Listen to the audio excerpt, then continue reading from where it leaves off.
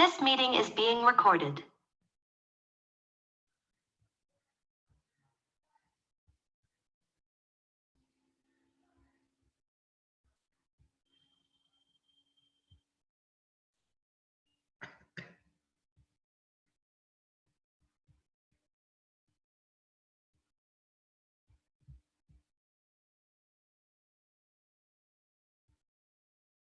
Yes, कुछ common complications की बात कर रहे हैं हम।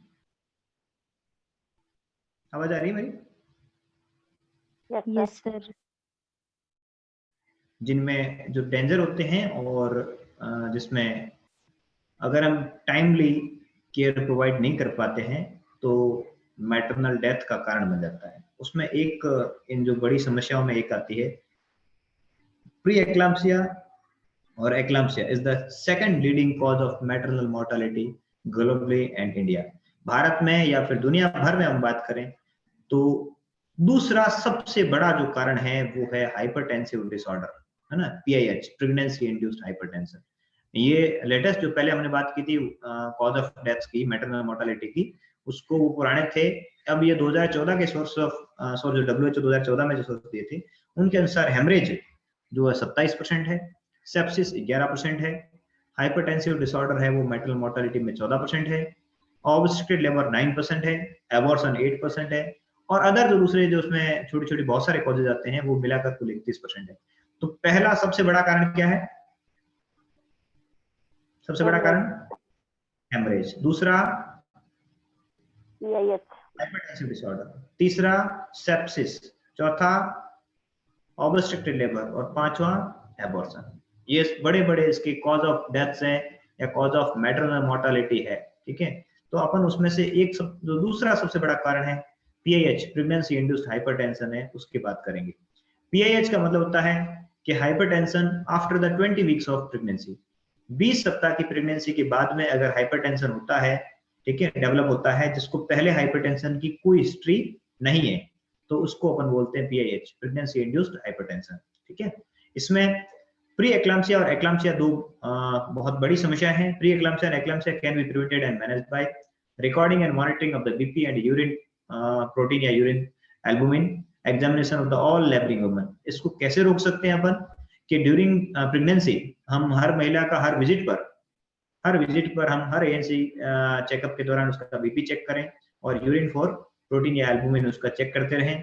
Timely identification of danger sign, काम समय पर पता करें डेंजर साइन का, और giving injection myself in all the mothers having severe pre-eclampsia and eclampsia। जो PIH होता है उसकी 4 स्टेज होती है मेनली।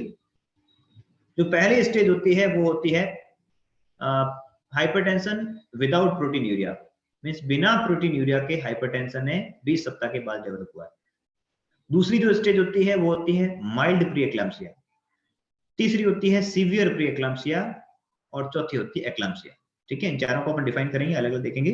तो PIH का मीन होता है 20 सप्ताह के बाद, 20 सप्ताह की प्रेगनेंसी के बाद अगर हाइपरटेंशन डेवलप होता है जिसको पहले कोई हिस्ट्री नहीं है हाइपरटेंशन की, तो उसको बोलते हैं PIH। PIH की 4 स्टेज, पहली हाइपरटेंशन विदाउट प्रोटीन यूरिया, दूसरी माइल्ड प्री एक्लाम्पसिया, तीसरी सीवियर प्री एक्लाम्पसिया, और चौथी एक्लाम्पसिया। यहां तक किसी को कोई डाउट है भाई? नेक्स्ट डेफिनेशन है हाइपरटेंशन का मीन क्या होता है?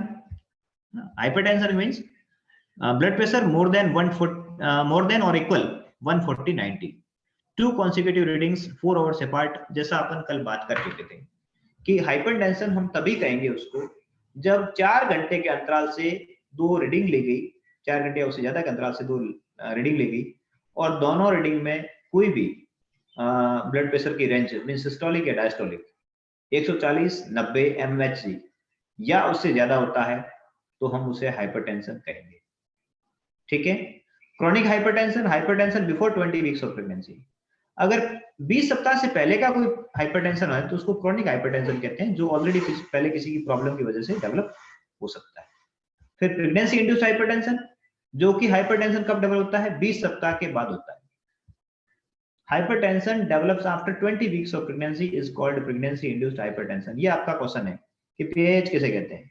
वो हाइपरटेंशन जो कि 20 सप्ताह की प्रेगनेंसी के बाद डेवलप होता है। हाइपरटेंशन क्या होता है कि ब्लड प्रेशर इक्वल और मोर देन 140/90, 140/90 के बराबर या उससे ज्यादा। फिर आता है प्री एक्लाम्सिया। प्री एक्लाम्सिया जिसको माइल्ड प्री एक्लाम्सिया कह रहे थे। माइल्ड प्री एक्लाम्सिया में जो ब्लड प्रेशर होता है वो 140/90 mmHg से ज्यादा होता है, लेकिन 160-110 mmHg से कम होता है, याद रखना। माइल्ड प्री एक्लाम्सिया या प्री एक्लाम्सिया में जो ब्लड प्रेशर होता है वो 140/90 से ज्यादा, 160-110 से कम, लेकिन प्रोटीन यूरिया ट्रेस +1 या +2 तक होता है। ट्रेस हो सकता है ना, +1 हो सकता है या +2 हो सकता है, तो उसको बोलते हैं प्री एक्लाम्सिया। अगर इसके साथ ये कंडीशन और सीवियर होती जाए, जिसमें ब्लड प्रेशर है वो 160-110, 160-110 के बराबर या उससे ज्यादा हो जाए, प्रोटीन यूरिया 3+ या उससे ज्यादा हो जाए, तो उसको सीवियर प्री एक्लाम्सिया कहते हैं। कोई डाउट है यहां तक किसी को? यहां तक डाउट है किसी को भाई? किसी को डाउट क्या? बोलिए भाई कोई। ओके, ठीक है। तो हम बात कर रहे थे कि प्रेगनेंसी इंड्यूस्ड हाइपरटेंशन है, उसकी हम 4 स्टेज की बात करते हैं या 4 टाइप की बात करते हैं। एक तो कौन सा था? हाइपरटेंशन था विदाउट प्रोटीन यूरिया, मतलब बिना प्रोटीन यूरिया के टाइप होता है। दूसरा जो था वो माइल्ड प्री एक्लाम्सिया या प्री एक्लाम्सिया था। उसमें बीपी होता है वो 140/90 से ज्यादा, लेकिन 160-110 से कम। और प्रोटीन यूरिया होता है, मींस पेशाब में जो प्रोटीन की मात्रा होती है वो हम अगर उस यूरोस्टिक से पता करते हैं, स्ट्रिप से, तो हमें उस पर ट्रेस +1 या +2 तक मिलेगा। ठीक है, तो उसको बोलेंगे माइल्ड प्री एक्लाम्सिया या प्री एक्लाम्सिया। सीवियर प्री एक्लाम्सिया तब कहेंगे जब बीपी 160-110 mmHg से ज्यादा और प्रोटीन यूरिया 3+ से ज्यादा, 3+ और उससे ज्यादा, तो उसको बोलेंगे सीवियर प्री एक्लाम्सिया। इसके साथ एक लक्षण और होता है, वो कौन सा होता है भाई? प्री एक्लाम्सिया के जो 3 सिम्टम थे मुख्य रूप से, हाइपरटेंशन, प्रोटीन यूरिया और तीसरा कौन सा था? एडिमा। एडिमा, ठीक है ना। फेस पे है ना, वल्वा पे है ना, एब्डोमेन पे जनरलाइज बॉडी एडिमा डेवलप हो जाता है। किस टाइप का था? Pitting, non pitting? Pitting oedema. Pitting oedema, very good, ठीक है। Pre एक्लाम्सिया with the presence of any symptom. अपन ने कल एक चीज और भी बात की थी, पहले डिस्कस किया था, हमने कहा था कि अगर इस सीवियर प्री एक्लाम्सिया के साथ में headache, blood vision, epigastric pain, urine output कम होना, oliguria, abnormal oedema over face, hands, abdomen and vulva अगर प्रेजेंट होता है, तो ये इमिनेंट एक्लाम्सिया के साइन हो जाते हैं, मींस नियर बाय एक्लाम्सिया, कि एक्लाम्प्टिक अटैक अब कभी भी आ सकता है। ये सारे के सारे सिम्टम सीवियर प्री एक्लाम्सिया में मौजूद होते हैं। ठीक है, कि दो तो ये है ही, हाइपरटेंशन होता है 160-110 और अबो, प्रोटीन यूरिया 3+ और 4+, और उसके साथ में ये अदर सिम्टम्स होते हैं, हेडेक, ब्लड, आंखों का धुंधलापन आना, एपिगैस्ट्रिक पेन होना, पेशाब की मात्रा कम होना, ठीक है, और असामान्य रूप से फेस पे, हाथों पे, एब्डोमेन पे, वल्वा पे सब जगह स्वेलिंग आ जाती है। ठीक है, तो हम इसको बोलते हैं सीवियर प्री एक्लाम्सिया। ठीक है, तीसरी चीज होगी। और चौथा जो होता है पीआईएच का टाइप होता है, फेज होता है, वो होता है एक्लाम्सिया। ठीक है, एक्लाम्सिया में क्या होता है कि इन सब लक्षणों के साथ कन्वर्जन हो रहा है। ठीक है, कन्वर्जन विथ, अब जो प्रोटीन यूरिया है वो कोई सी का स्थिति का हो सकता है, इवन ट्रेस का या उससे ज्यादा कुछ भी। बीपी है वो 140/90 उससे ज्यादा, कोई सी भी कंडीशन, और उसके साथ अगर कन्वर्जन आ जाए तो उसको हम एक्लाम्सिया कहते हैं। चारों कंडीशन आपको समझ में आ गई? पीएच की 4 स्टेज।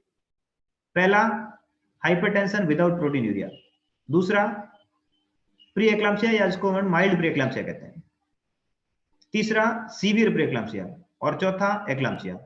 इसमें जो तीसरी और चौथी स्टेज है, मीन सीवियर प्री एक्लाम्सिया और एक्लाम्सिया, ये दोनों जो स्टेज है इसमें मैग्नीशियम सल्फेट से मैनेजमेंट किया जाता है, इंजेक्शन मैग्नीशियम सल्फेट लगाया जाता है। Getting it? समझ में आ गई आपको चारों इसकी स्टेजेस? Yes sir.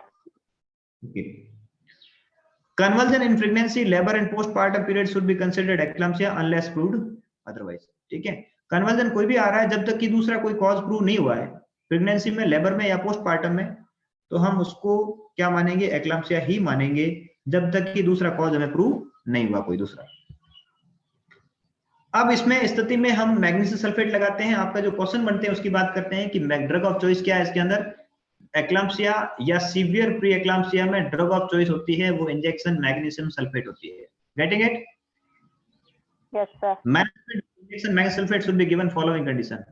एक्लाम्सिया हम देते हैं क्या? नहीं ना? लेकिन severe pre eclampsia, sorry eclampsia हम देते हैं, सॉरी एक्लाम्सिया हम देते हैं और सीवियर प्री एक्लाम्सिया में देते हैं। वो दोनों कौन सी कंडीशन? सीवियर प्री एक्लाम्सिया का मतलब अगर बीपी है वो 160 110 से ज्यादा और प्रोटीन यूरिया 3+ या 4+ की कंडीशन हो, या pre एक्लाम्सिया with presence of any symptom. Pre eclampsia के साथ में ये कोई भी लक्षण हो तो हम सीवियर प्री एक्लाम्सिया में भी देते हैं। तो दोनों ही कंडीशन एक्लाम्सिया और सीवियर प्री एक्लाम्सिया, सीवियर प्री एक्लाम्सिया वाला कभी भी एक्लाम्प्टिक अटैक में कन्वर्ट हो सकता है, तो हम दोनों में क्या देते हैं, इंजेक्शन मैग्नीशियम सल्फेट लगाते हैं। Is it clear? Yes sir. Eclampsia, severe pre eclampsia में दोनों में इंजेक्शन मैग्नीशियम सल्फेट लगाया जाता है। ठीक है, क्या हमारे केयर रहेगी, क्या हमारे मैनेजमेंट रहेगा, तो हमें इस पेशेंट के जो सीवियर प्री एक्लाम्सिया या जो एक्लाम्सिया है उसमें हमें क्या क्या चीजें करनी है। तो एक तो हमें क्या लगाना है, हमें रोल ऑफ मैग्नीशियम सल्फेट को ध्यान में रखना है। Role of anti hypertensive, BP ज्यादा है तो वो भी मैनेजमेंट करना है। हमें नर्सिंग केयर का भी ध्यान रखना है और हमें टर्मिनेशन ऑफ प्रेगनेंसी की, प्रेगनेंसी कंटिन्यू करनी है या फिर इसको प्रेगनेंसी को एंड करना है, टर्मिनेट करना है। ये चारों ही चीजें हमें इसमें ध्यान में रखनी है। ठीक है, रोल ऑफ एंटी हाइपरटेंसिव, पहले हम एंटी हाइपरटेंसिव की बात करेंगे। एंटी हाइपरटेंसिव जो कि क्योंकि बीपी बहुत ज्यादा बड़ा होता है इसमें, बीपी को कंट्रोल करने के लिए हम एंटी हाइपरटेंसिव ड्रग लगाएंगे। Anti hypertensive need to be given if diastolic BP, diastolic BP की बात कर रहे हैं हम, मोर देन 100 mmHg, अगर 100 mmHg से ज्यादा है तो हमें एंटी हाइपरटेंसिव ड्रग देनी है। कौन कौन सी ड्रग ऑफ चॉइस होती है? अल्फा मेथाइल डोपा होता है या टैबलेट लेबेटोलॉल होता है। ये दोनों जीओआई की गाइडलाइन के अनुसार दी जाने वाले ड्रग है, याद रखना ये कि कौन सी जो होती है वो अपन चूज करते हैं, अल्फा मेथाइल डोपा या लेबेटोलॉल। ड्रग ऑफ चॉइस होती है जो कि एंटी हाइपरटेंसिव ड्रग्स है, गवर्नमेंट ऑफ इंडिया की गाइडलाइन के हिसाब से अपन ये दवाइयां दे सकते हैं। ठीक है, बीपी कंट्रोल करने के लिए। और बीपी कब, कितने से ज्यादा होता? कौन सा बीपी? कौन सा BP? Diastolic BP. More than 100 mmHg। ठीक है, target should be to maintain the diastolic BP between 90 to 100 mmHg। हमारा टारगेट ये है कि डायस्टोलिक बीपी 90 से 100 के बीच में रहे, उससे ज्यादा ना जाए। In case of severe preeclampsia use of tablet nifedipine. तीसरी हमारे पास चॉइस क्या है, अगर बहुत ज्यादा बढ़ गया है तो जो टैबलेट निफेडिपिन होती है या कैप्सूल निफेडिपिन आता है 5 mg का, वो अपन सबलिंगुअली भी दे सकते हैं, है ना। सबलिंगुअली कैप्सूल निफेडिपिन होता है वो देते हैं। और the injection labetalol is recommended for the initial control of BP. ठीक है, तो हमारे पास 3 ड्रग हो गई, अल्फा मेथाइल डोपा, लेबेटोलॉल और निफेडिपिन। ठीक है, ये तीनों सेफ ड्रग होती है एंटी हाइपरटेंसिव ड्यूरिंग प्रेगनेंसी। ठीक है, क्वेश्चन कर लेंगे इसमें से कि 100 mmHg डायस्टोलिक बीपी से ज्यादा होता है तो फिर हम एंटी हाइपरटेंसिव देते हैं। कौन कौन सी होती है हमारे पास? अल्फा मेथाइल डोपा ऑप्शन है, लेबेटोलॉल ऑप्शन है और टैबलेट निफेडिपिन ऑप्शन है। ठीक है, getting it? Yes yes sir. Next, magnesium sulphate कैसे लगाएंगे? मैग्नीशियम सल्फेट की डोज डिपेंड करती है कि आप किस फैसिलिटी पे हैं, किस जगह पे हैं। ठीक है, अगर आप नॉन एफआरयू पे हैं तो वहां पर लगेगी रेफरल डोज लगेगी, और अगर आप एफआरयू पे हैं तो वहां पर लोडिंग डोज लगेगी। ठीक है, फर्स्ट डोज जो लगेगी अगर आप नॉन एफआरयू पे काम कर रहे हैं, मींस जैसे कि आप एज ए सीएचओ की बात कर रहे हैं तो वहां पर आप कहाँ होंगे? सब हेल्थ सेंटर पे होंगे, हेल्थ एंड वेलनेस सेंटर पे होंगे। अगर आपका डिलीवरी पॉइंट्स है, ठीक है, वहां पर डिलीवरी के लिए हमारे पास आते हैं, महिला आती है या एएनसी के लिए चेकअप के लिए आई, और वहां पर ये अगर होता है उसको एक्लाम्प्टिक अटैक आता है या सीवियर प्रीएक्लाम्सिया का साइन मिलता है आपको, तो हमें क्या मैनेज करके भेजना है उसको? तो हमें उससे मैग्नीशियम सल्फेट की पहली डोज लगाकर भेजना है जिससे बोलते हैं रेफरल डोज। रेफरल डोज होती है 10 ग्राम। कितने ग्राम होती है भाई? 10 ग्राम। 10 ग्राम। 10 ग्राम का मतलब 10 एम्पूल लेने हैं। कितने एम्पूल लेने हैं? 10 एम्पूल होंगे, ठीक है। तो 5 ग्राम एक बटक पे, 5 ग्राम दूसरे बटक पे, ठीक है। तो 5 ग्राम का मतलब 10 ml लगेगा। 5 gram means 10 ml magnesium sulphate deep IM in each buttock, ठीक है। तो दोनों बटक पे 5-5 ग्राम लगेगा, टोटल 10 ग्राम लगेगा। 10 ग्राम है, मिलीग्राम नहीं है, ठीक है। 10 ग्राम मैग्नीज सल्फेट है वो लगेगा, ठीक है। Patient should be reach FRU in 2 hours for the further management. और ये लगाने के 2 घंटे के भीतर patient FRU first referral unit पर पहुंच जाना चाहिए, ठीक है। FRU जो हमारी CSC होती है वहां पर ये पहुंच जाना चाहिए, ठीक है। ये कौन सी डोज कहलाती है? कौन सी डोज है ये? Referral dose. रेफरल डोज होती है, ठीक है। रेफरल डोज लगा के हमने उसको भेज दिया। तो ये जो हमारी होगी 10 ग्राम होगी, ठीक है। 2 घंटे के भीतर वहां पर पहुंचाना है, ठीक है। अच्छा, ये किस कंसेंट्रेशन में आता है? कितने परसेंटेज की कंसेंट्रेशन में आता है मैग्नीज सल्फेट? 1 ग्राम 2 ml में आता है। तो कितने परसेंटेज हो गया? 50% कंसेंट्रेशन में। 1 ग्राम इन 2 ml। अगर 1 ग्राम 1 ml में होता तो 100% होता, ठीक है। 1 ग्राम 2 ml में है तो 50% होगी इसकी कंसेंट्रेशन, ठीक है।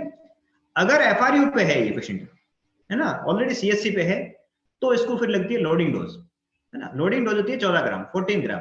अब आपसे क्वेश्चन ये पूछ सकते हैं कि नॉन FRU पर है और उसको कितनी डोज लगेगी, कितने ग्राम लगेगी? जब उसको 10 ग्राम लगेगा। अगर आप FRU पे हैं तो लोडिंग डोज लगेगी। अगला क्वेश्चन ये हो सकता है कि लोडिंग डोज कितनी होती है? तो 14 ग्राम होता है। प्री रेफरल डोज कितनी होती है ना, तो वो 10 ग्राम होती है। तो इसमें जो लोडिंग डोज लगेगी उसमें 4 ग्राम लगेगा IV और 10 ग्राम जब पहले लगा था हम जैसे बात कर रहे हैं 10 ग्राम उसका IM लगेगा। 4 ग्राम का मतलब कितने ml हो गया? कितने ml है? 8 ml। 8 ml में 4 एम्पूल लेंगे तो हर एम्पूल होता है 2 ml का होता है, तो 8 ml हो गया। और manganese sulphate diluted with the 12 ml NS, इसको 12 ml NS में मिला लेंगे। मींस हमें क्या चाहिएगी? 20 ml की सिरिंज चाहिएगी। 20 ml की सिरिंज में ये अगर हम बात करें इसकी ट्रे की हमारी, तो ट्रे के अंदर हमारा ये भी होना चाहिए, 20 ml की सिरिंज होनी चाहिए, ठीक है। तभी तो हम उसमें मिलाएंगे। 12 ml आपका NS होगा और 4 ग्राम आपका 4 एम्पूल जो होंगे वो 8 ml हो जाएगा मैग्नीज सल्फेट। दोनों टोटल कितना हो गया? 20 ml। 20 ml हो गया, डाइल्यूट कर लिया उसमें तो कितना हो गया? 20 ml। Yes sir. 20 ml हो गया। तो 20 ml, अब 20 ml में 4 ग्राम है तो कितने परसेंटेज हो गया अभी? 20 ml में 4 ग्राम है तो 20% हो गया। मींस 4/20 मल्टीप्लाई आप 100 करके देखोगे तो ये 20% आएगा, ठीक है ना। तो ये 20% की कंसेंट्रेशन हो गया। तो ये पूछ सकते हैं IV डोज जो लगती है वो कितने परसेंट की कंसेंट्रेशन होती है? वो 20% होती है। And given slow IV in 5 to 10 minutes. तो पहले तो IV लगा दिया हमने 4 ग्राम और फिर उसके बाद 10 ग्राम है वो हम IM लगाएंगे जैसे कि पहले हमने लगाया था उस तरह से ही। 5 gram magnesium sulphate with 1 ml 2% lignocaine deep IM each buttock. आजकल ये यूज नहीं करते, पहले जब यूज करते थे जब ड्राई पाउडर आता था तो उस टाइम की बात थी। अब अपने वैसा नहीं करते, उसको लिग्नोकेन लेने की जरूरत नहीं होती। 50% कंसेंट्रेशन ऑलरेडी अवेलेबल होता है और इसको अपन लगा देते हैं, ठीक है। तो 10 ग्राम IM लग गया और 4 ग्राम कौन से रूट से? IV रूट से। IV। टोटल कितना हो गया? 14 gram. Okay, 14 gram. This is the loading dose, ठीक है। फिर उसके बाद अब ये कंडीशन मेंटेन करनी पड़ेगी क्योंकि उसको कन्वर्जन ना आए फिर से, या फिर उसको अगर सीवियर प्री एक्लाम्सिया है तो एक्लाम्सिया में कन्वर्ट नहीं हो, उसके लिए हमें क्या करना पड़ता है? अगले 24 घंटे तक मेंटेनेंस डोज लगानी पड़ती है। क्या लगानी पड़ती है? Maintenance dose. मेंटेनेंस डोज लगती है 5 ग्राम हर 4 घंटे से अल्टरनेट बटक्स पर। 5 gram magnesium sulphate deep IM on alternate buttocks every 4 hour. हर 4 घंटे से 5 ग्राम लगेगा, अल्टरनेट बटक्स पे लगेगा। कब तक देना है? To be given for 24 hours after last convulsion और delivery whichever occurs later, ठीक है। जो भी लास्ट कन्वर्जन से 24 घंटे या डिलीवरी हो गई है तो उसके बाद 24 घंटे तक आपको कंटिन्यू देने हैं, क्योंकि पोस्टपार्टम पीरियड में 24 घंटे तक ये डेवलप हो सकता है एक्लाम्सिया या प्री एक्लाम्सिया के जो कंडीशन है वो डेवलप हो सकती है। तो डिलीवरी के बाद 24 घंटे तक, मींस हमारे पास डिलीवरी में केस लेबर में आया था और सीवियर प्रीएक्लाम्सिया का केस लग रहा है, तो डिलीवरी या तो टर्मिनेट कर दी या डिलीवरी हो गई तो उसके 24 घंटे तक हमें ये लगाने हैं, या फिर लास्ट जो कन्वर्जन आया है और प्रेगनेंसी भी कंटिन्यू करनी है तो उसमें उसके 24 घंटे तक ये मेंटेनेंस डोज लगेगी। तो 3 टाइप की डोज होती है। पहले कौन सी? Referral pre dose. Referral dose है भाई, कितने ग्राम? 10 ग्राम। 10 ग्राम। कौन सा रूट? आइए डीप आइए। डीप आईएम, ठीक है। फिर उसके बाद लोडिंग डोज अगर एफआरयू पे है तो 14 ग्राम। 14 ग्राम, मतलब 4 gram IM plus 10 gram, 4 gram IV plus 10 gram IM. आइए फिर maintenance dose 5 gram. 5 gram every 4 hourly on alternate buttocks, next 24 hour तक, ठीक है। फिर अगर ये मैक्सेल्फ लगा तो इसकी वजह से कुछ टॉक्सिसिटी हो सकती है ना, इसकी ओवरडोज टॉक्सिसिटी की वजह से, तो इसकी कुछ साइन आएंगे, यहां से फिर क्वेश्चन बन सकता है अगर मैक्सेल्फ टॉक्सिसिटी होती है तो क्या उसके टॉक्सिसिटी साइन आएंगे मेंटेनेंस डोज के दौरान, अपने को ये देखने हैं। तो एक यूरिन आउटपुट उसका कम हो जाएगा 25 से 30 ml पर आवर, 25 से 30 ml पर आवर डेफिनेटली। तो ये अगर केस है तो उसको अपने को फॉलिस कैथेटराइज करके रखना होगा, क्योंकि अगले 4 घंटे में हम देखेंगे कि 4 घंटे में यूरिन आउटपुट अगर 100 ml से कम आ रहा है या हर घंटे में 25 से 30 ml कम आ रहा है तो ये यूरिन आउटपुट कम हो जाएगा, ओलिगोयूरिया की कंडीशन हो जाएगी। दूसरा जो डीप टेंडन रिफ्लेक्स है, नी जर्क रिफ्लेक्स है, ठीक है। अगर नी हैमर से अपन उसको उस पे अपन मार के देखेंगे तो उस पे कोई रिफ्लेक्स नहीं आएगा, एब्सेंट मिलेगा, नी जर्क रिफ्लेक्स नहीं मिलेगा अपने को। और तीसरी उसकी रेस्पिरेटरी रेट होगी वो स्लो हो जाएगी, 16 प्रति मिनट से कम हो जाएगी। ये 3 साइन है मैग्नीशियम सल्फेट टॉक्सिसिटी के। मैग्नीशियम सल्फेट ओवरडोज के जो मेंटेनेंस डोज के दौरान दे रहे हैं उसमें डोज और टॉक्सिसिटी हो रही है, तो ये 3 साइन मिलेंगे अपने को। यूरिन आउटपुट हर घंटे में 25 से 30 ml कम, नी जर्क रिफ्लेक्स एब्सेंट, और रेस्पिरेटरी रेट बिलो 16 पर मिनट, 16 प्रति मिनट से कम। अगर ऐसा होता है, अगर इनमें से कोई लक्षण मिलता है तो ये जो मेंटेनेंस डोज दे रहे थे आप हर 4 घंटे से उसको रोक देना है, विद और the next dose in case of presence of any toxicity sign. इन तीनों में से कोई भी आपको मिलता है तो ये मैग्नीशियम सल्फेट की डोज रोकनी है और इसका जो एंटीडोट देना है। तो अगला जो क्वेश्चन है वो ये है कि मैग्नीशियम सल्फेट का एंटीडोट क्या है। अगर इसकी टॉक्सिसिटी होगी तो उसको टॉक्सिसिटी को कम करने के लिए एंटीडोट कौन सा लगाएंगे, तो injection calcium gluconate. Next question आपका इंजेक्शन कैल्शियम ग्लूकोनेट कितना लगाते हैं, 10 ml 10% इन 10 मिनट्स, 10 ठीक है। 10 ml कैल्शियम ग्लूकोनेट जो कि 10% की कंसंट्रेशन में आता है और 10 मिनट में लगाते हैं। याद रखना 10 ml 10% in 10 minutes. Slow IV for respiratory toxicity, अगर रेस्पिरेटरी टॉक्सिसिटी और भी कोई टॉक्सिसिटी हुई है तो इसको रिड्यूस करने के लिए हम इंजेक्शन कैल्शियम ग्लूकोनेट लगाते हैं। तो क्या क्वेश्चन बनेगा भाई? पहला क्वेश्चन, मैक्सेल्फ की टॉक्सिसिटी साइन कौन कौन से, यूरिन आउटपुट इसका कम हो जाएगा, ओलिगोयूरिया हो जाएगा, नी जर्क रिफ्लेक्स एब्सेंट हो जाएगा और रेस्पिरेटरी 16 प्रति मिनट से कम हो जाएगी। दूसरा आप क्या करेंगे ये, तो इसमें 2 काम आप करेंगे, एक तो जो नेक्स्ट डोज है उसको विदहोल्ड कर देंगे, मींस रोक देंगे, और अगला काम इंजेक्शन कैल्शियम ग्लूकोनेट 10% 10 ml इन 10 मिनट्स आईवी स्लोली लगाएंगे। यहां तक समझ आया? Yes sir. मैग्नीशियम सल्फेट के बारे में कुछ खास बातें। Magnesium sulphate is a safe drug to use. GOI recommended use of a magnesium sulfate by nurses in case of severe preeclampsia and eclampsia। First dose है वो नर्स अपने स्तर पर लगा सकती है, एएनएम अपने स्तर पर लगा सकती है या सीएचओ अपने स्तर पर लगा सकता है। Magnesium sulphate is a very safe drug and can be easily used with the monitoring of toxicity sign. बहुत सेफ ड्रग है, सिर्फ आपको टॉक्सिसिटी साइन देखने हैं। Even in case where any sign of toxicity is seen, generally withholding the next dose and sufficient to address it। ठीक है, बस आपको नेक्स्ट डोज रोकनी है, आपको बस इतना ही बहुत है। लेकिन जरूरत है तो फिर अपन टॉक्सिसिटी, रेस्पिरेटरी टॉक्सिसिटी को कम करने के लिए अपन इंजेक्शन कैल्शियम ग्लूकोनेट लगा सकते हैं। एंटीडोट में only be needed in case of respiratory toxicity. सबसे इंपॉर्टेंट इसमें भी जो रेस्पिरेटरी रेट कम हो रही है हमारी, तो उस समय हम क्या लगाते हैं, which is very rare at the usual recommendation dose with the close monitoring. Give antidote injection calcium gluconate 10 ml 10% in 10 minutes slow IV for respiratory toxicity. सबसे इंपॉर्टेंट चीज है, सिर्फ रेस्पिरेटरी टॉक्सिसिटी होती है तभी लगाते हैं, वरना आप सिर्फ इंजेक्शन मैक्सेल को विथहोल्ड कर दो और ये टॉक्सिसिटी कम हो जाएगी। ठीक है, देन चलो next, to identify what nursing care needed. Gestational hypertension, preeclampsia, severe preeclampsia, eclampsia, उन सब की बात कर रहे हैं, चारों स्टेज थी उसकी बात कर रहे हैं अपन। Pregnant women scenario irrespective of the gestational age, अगर प्रेजेंट इन लेबर है तो उसकी नर्सिंग केयर जरूरत पड़ेगी, यस। और उसकी क्या नर्सिंग केयर होगी, admit and treat as per progress of labour. ठीक है, उसको एडमिट करना है और उसके हिसाब से करना है। ठीक है, और बिना लेबर पेन के तो क्या करोगे, वहां पर आपको केवल हाइपरटेंशन है, कोई नर्सिंग केयर की जरूरत नहीं है, और follow up in OPD once a week. ठीक है, सप्ताह में एक बार बुलाओ और कोई भी साइन नहीं है उसको।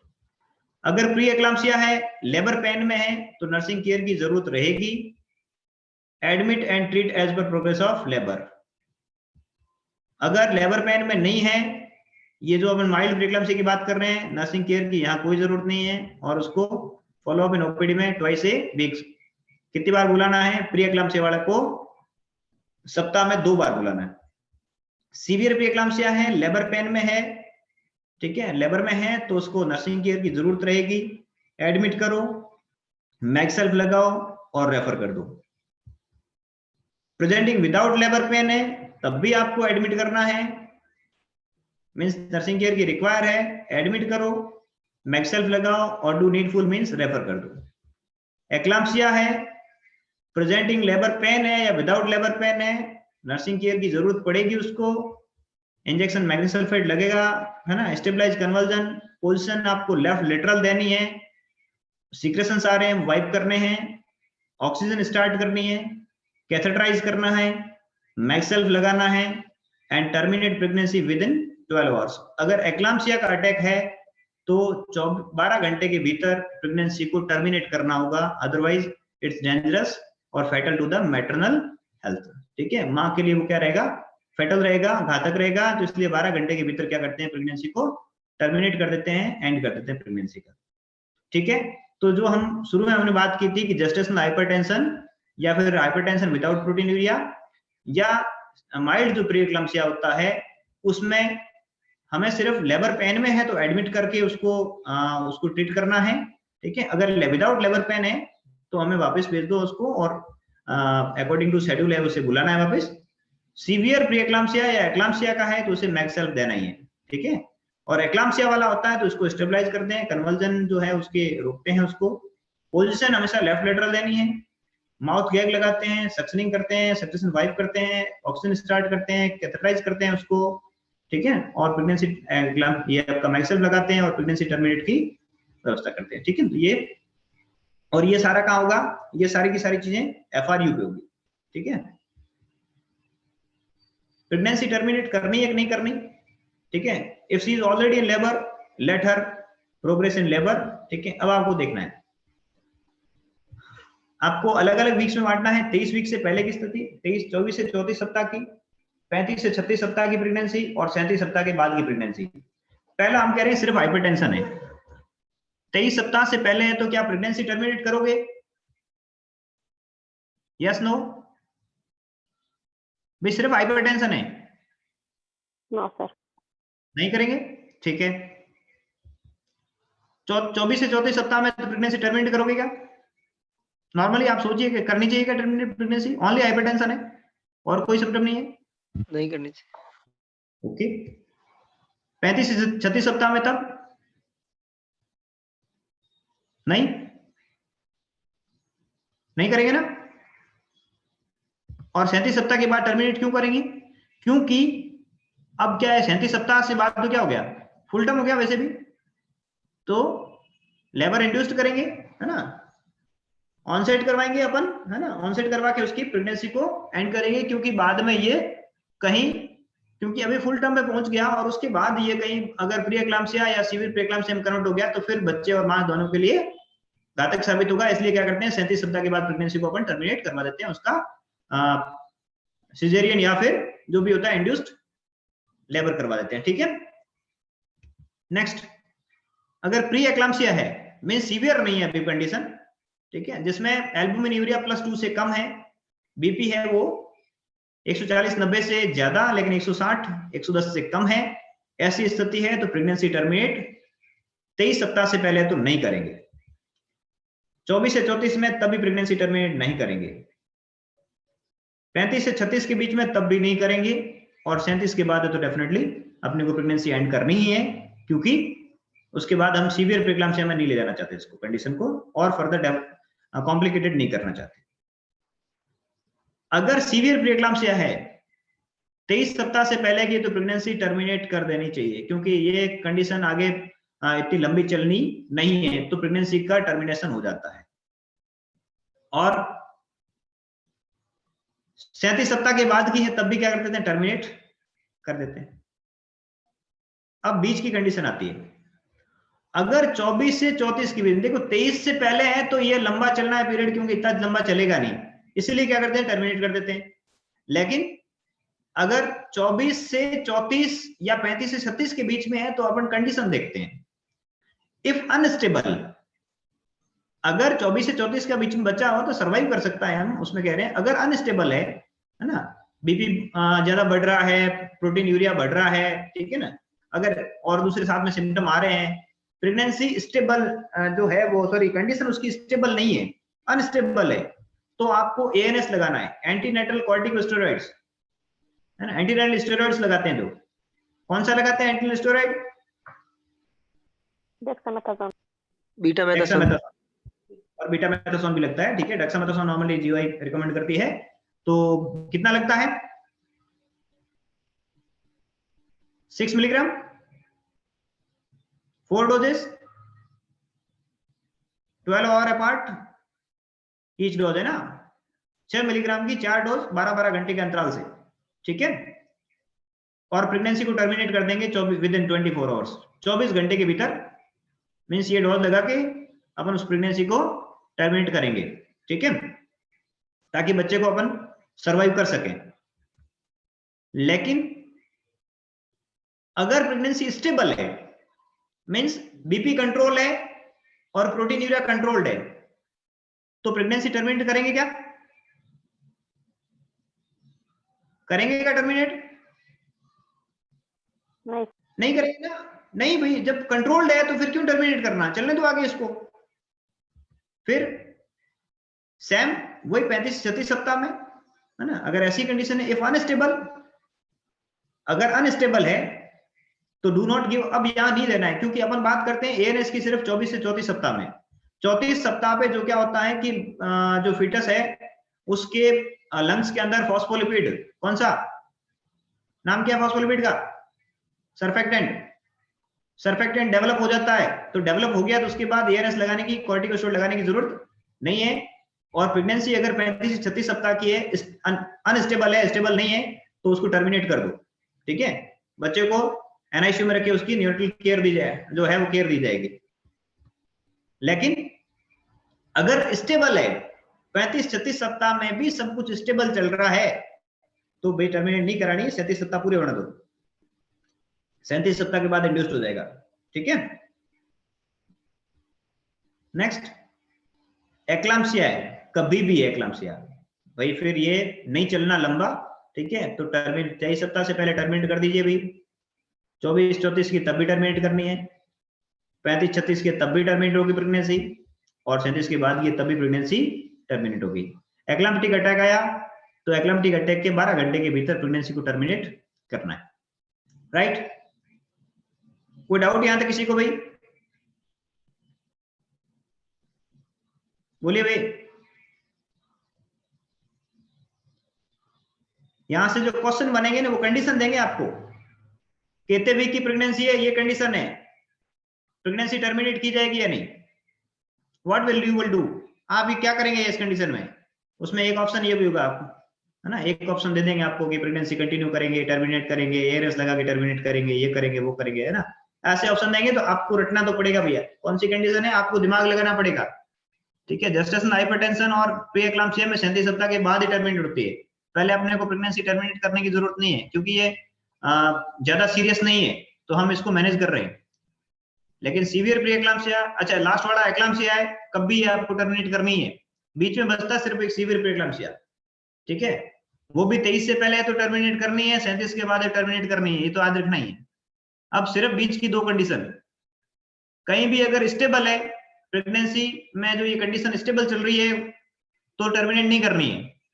लेकिन अगर अनस्टेबल है तो 24 से 34 के बीच में एआरएस लगा के टर्मिनेट कर दो, और 35-36 में विदाउट एएनएस उसको टर्मिनेट कर दो प्रेगनेंसी को। Okay, Yes, sir. In all cases of eclampsia terminate pregnancy within 12 hours. ठीक है, कैल्शियम सप्लीमेंटेशन, अच्छा अपन ये पहले बात कर चुके हैं कि प्रेगनेंसी में हमने कल भी कहा था कि प्री एक्लाम्पसिया और एक्लाम्पसिया को की कंडीशन को रोकने के लिए, प्रिवेंट करने के लिए हम क्या देते हैं, क्या देते हैं, कौन सी टैबलेट देते हैं? हमने लास्ट क्लास में बात की थी, Calcium. कैल्शियम कितना देते हैं?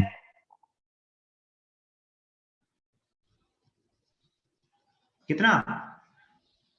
500 मिलीग्राम।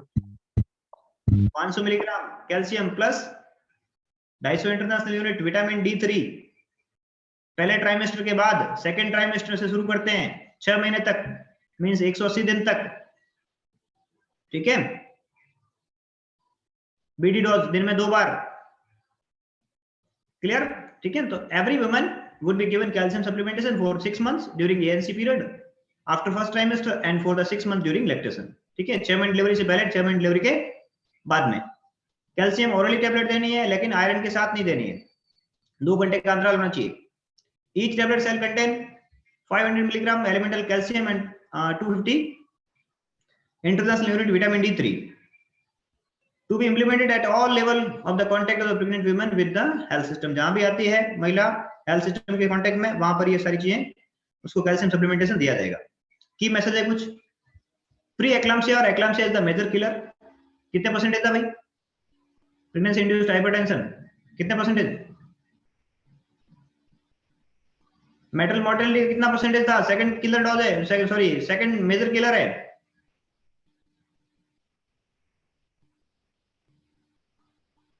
कितना परसेंटेज?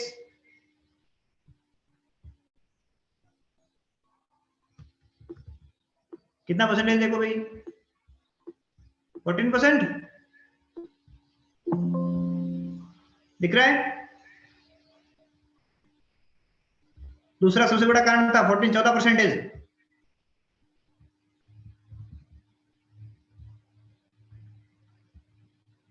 ठीक है,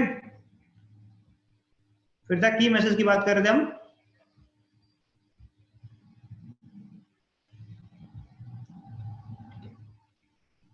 तो ये सेकंड मेजर किलर है। ठीक है, तो deaths from which can be prevented through the proper ANC and this happens can be managed with timely administration of injection magnesium sulphate.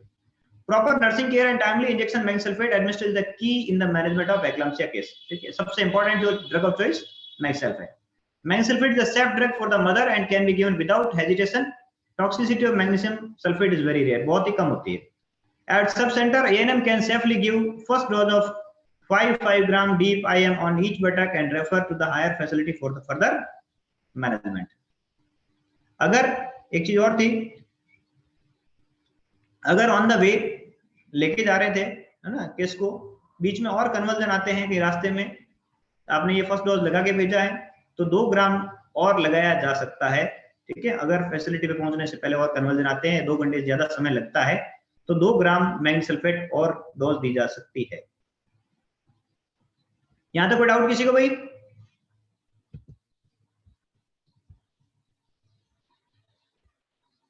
चलो बताइए, यहां तक कोई डाउट किसी को? यस, फटाफट बोलिए। No, sir. No doubt, nobody?